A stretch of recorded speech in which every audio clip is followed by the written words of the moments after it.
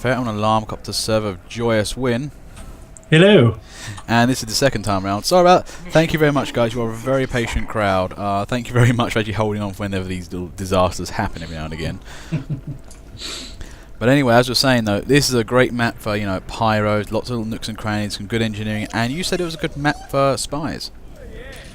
Yeah, basically, especially this first point, or first part of the map, spy defense here is just a bundle of fun. I mean, generally you kind of find that, you know, not a lot of servers where, I guess, you know, in inverted commas, the pro players horn, not a lot of servers will be playing this map, so you kind of find that it's pretty much reserved to the Valve servers, so most of the time it's people who don't understand what a spy is.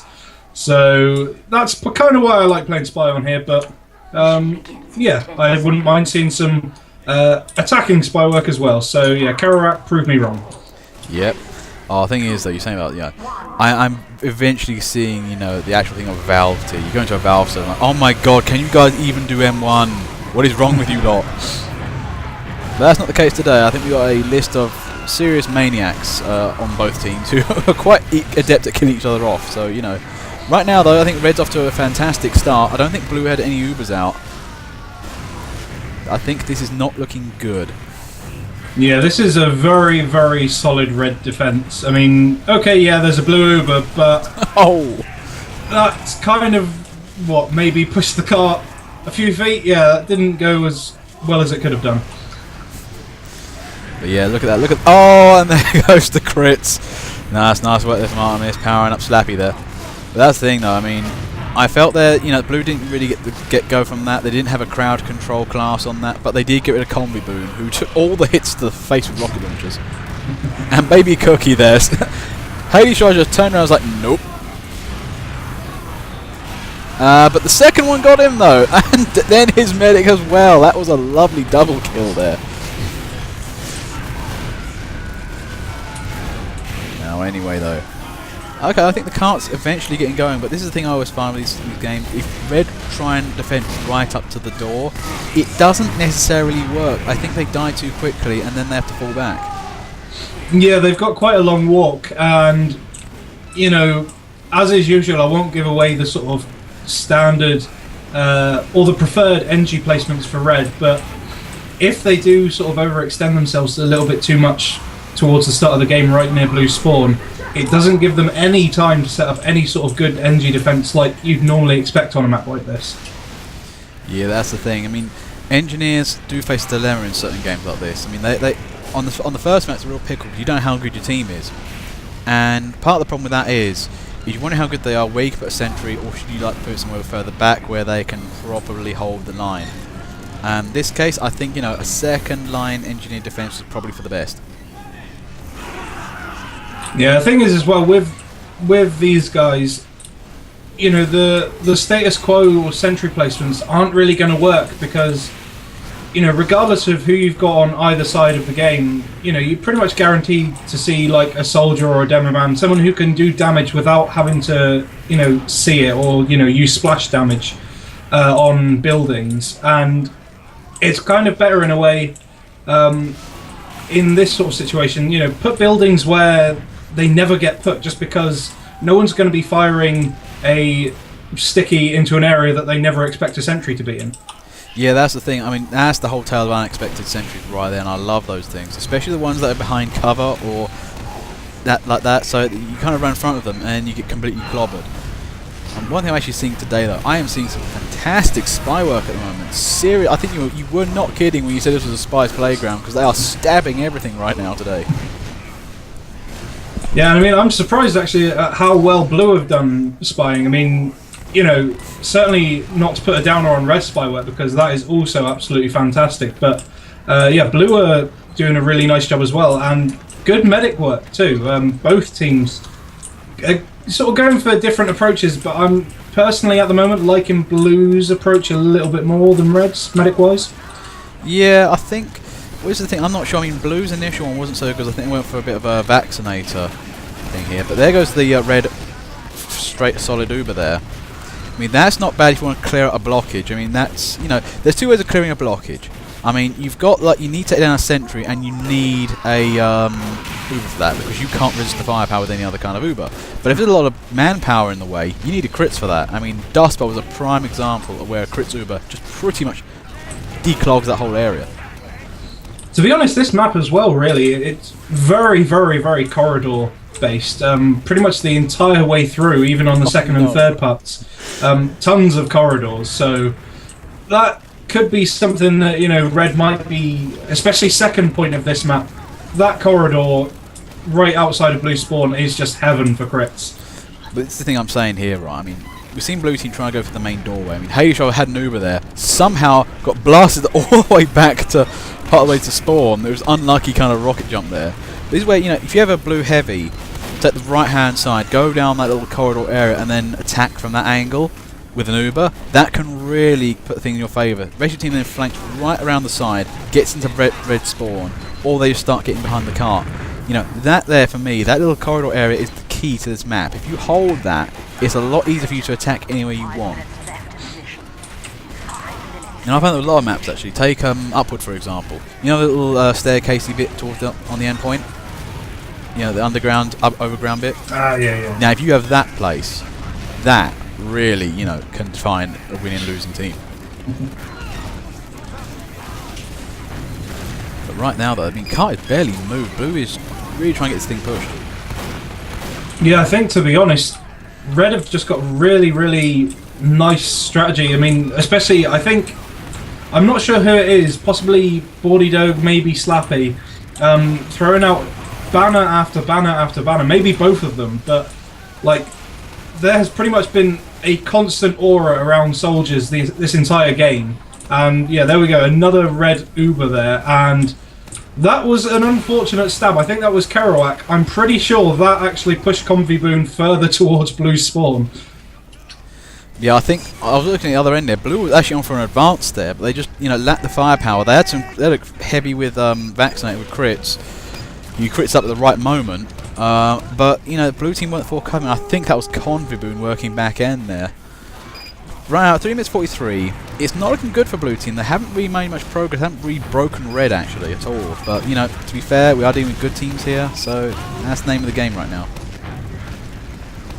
Oh, yeah, you talking about buff banner stuff, and you know, Baldy over then gets Boosty Boys. That is an achievement just for that. Oh no, they gave a heavy crits. Oh dear God, no! Nobody is safe at any range.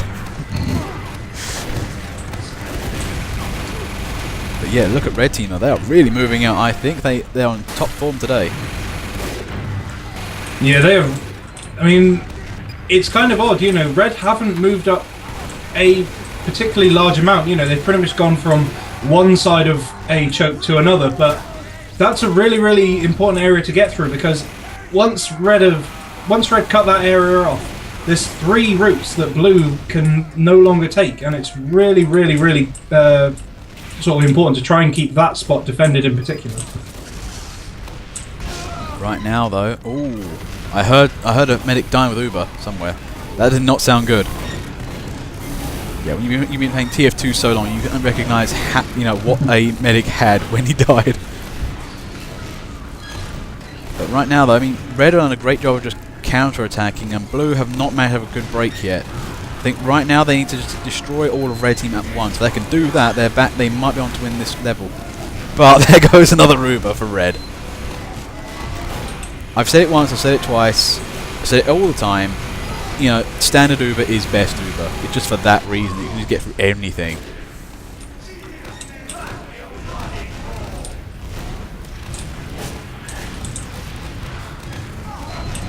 One minute 52. It's not looking good for Blue. They've been trying really hard. They've been throwing out most stuff, but Red Team has just been on form today. I mean, I've seen their medics swarming around everywhere, healing everyone.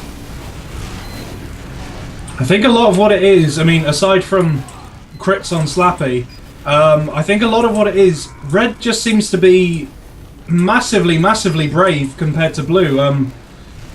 Like, there've been like 3 or 4 times where I've seen, I mean, particularly Cirno as an engineer running out on his own, trying to shoot against the heavy, and it's like, you know, when you've got that kind of idiocy on Red Team, it's actually going to work really nicely.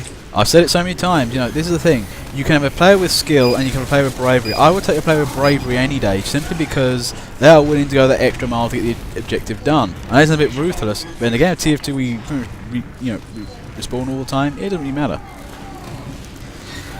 But there goes, Anuba went there like a second ago, and for some reason Medic just backed up.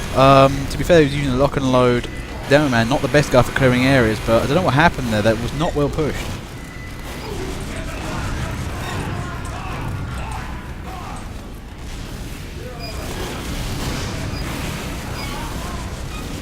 Oh no. Thankfully Bert finally saw that little sentry there from Cirno. I mean, that was taking people out. Wait, what happened there? Did Cirno just punch the medic? I think he did. That's so much bravery right there. I fixed the problem, guys. Bam. Yeah, I think as you say, red team is just... Say what you will about his choice of sentry guns.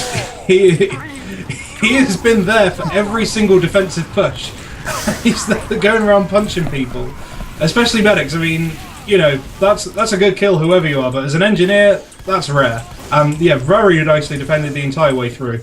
Yeah, that was a good game from red. Okay, round 2. Let's swap around the team, see what happens. This could be disastrous. You know how these things end up. You know where although it could be completely fine. Although one thing I would ask is Walnut Caspi to please take a team, because you are kind of taking up a slot. Ah, right, okay. Type in retry into the console, or there's a team command. Do you want to guys know the team command? But yeah, you can do retry or press team or something. If you do press retry into the console, it will put you back in. Oh, it's a tilde symbol. You're gonna have to try and find the console command. Otherwise, you have to try and come out the server and come back in really quickly. But I'm not sure if that's gonna work for you. Oh, there you go. You're good. Anyway, back to the actual game itself. We like to help people, though. You know, it's all good. But yeah, I'm having a look at the teams right now, though. But I think, you know, it can red team pull some defensive finesse out there. You know, last team they did it incredibly well, but I think that blue team was a bit not so brave. Well, I mean, if at the very least the medics on what was blue team, now red team, stay as they were, I think actually they might have a bit of a better time, just because Pinky in particular, very, very good defensive medic, but as an attacking medic, his sort of loadout choices don't necessarily lend themselves that well to good pushes, but they do lend themselves very well to defending. Oh, looks like Maxwell leaves out and Maxwell's back in. And anyway, it's one thing I'm seeing right now is I think Bert is getting really lucky with his crits at the moment. He's getting crits at the right time in the right places a lot at the moment. And look at this blue team. Oh, immediately on a flying start here. Now, this is the thing I found with a really good blue game, so they can keep that cart rolling. Part of the thing is, it's kind of like making sure that red team is unstable at all times. Don't then really kind of build up. I mean, the great thing is as well, you know, blue have gone for the good old heavy on the cart option, which, you know, never fails. It's kind of like, it's kind of an obvious choice for a win, and, you know, I guess some people just kind of feel bad about it, so they don't do it, because if you do it, I mean, look, Baby Cookie on his own, only guy on there, finally dead. He pushed that pretty much all the way through that choke on his own.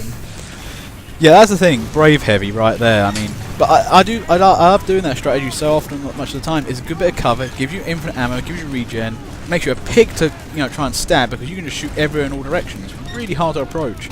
And, you know, it's a good morale booster right there. If you can keep the enemy team suppressed and not really feeling that good, the rest of you guys will pick up the damage, though, and kill them off. Well, yeah, I mean, especially in regards to morale, I mean, look at that. The cart is where it was last time round, and blue have got a significant amount of time more than there was last time. Yeah, it's looking good for them.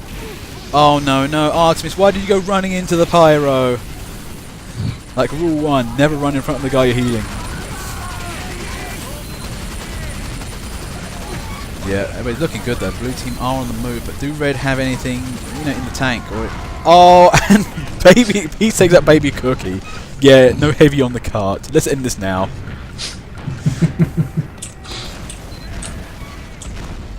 Yeah, I mean, admittedly, yeah, heavies are like the straight up standard headshot target, especially on a cart. But even with that, you know, there's so many more upsides to sticking a heavy on the cart than there are downsides. I mean, as well, going for that, it does seem like both heavies are opting for the Hulong heater, which, you know, on a cart, that just works wonders. You don't have to worry about anything except snipers then. Yeah, that's the thing. I mean, spies may still try and stab you, but they're going to get punished for it. Personally, yeah, long heater though, yeah, it's a really nice choice for a cart with infinite ammo. Personally, I never like using it because as a heavy, I chew up a lot of ammo, and I'd rather be spun up all times. But it's looking good though for, you know, blue team. They are getting on with that.